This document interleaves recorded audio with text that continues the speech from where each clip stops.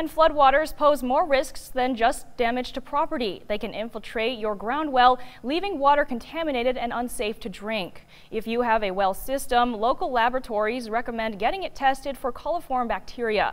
Experts say fecal contamination is one of the biggest concerns. The tests are inexpensive and results usually come back within a day or two. There are 3 local laboratories around the Helena area that can perform these tests. One lab we visited Thursday, Alpine Analytical, said to wait until waters recede to test. I wouldn't test until the floodwater has gone down. It's just going to continue. Your chance of getting more is there. But once the floodwaters have receded, then test it.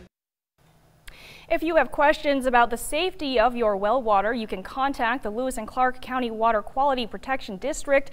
That number is 406-457-8927. We'll have more flood coverage over the next hour right here on Montana This Morning.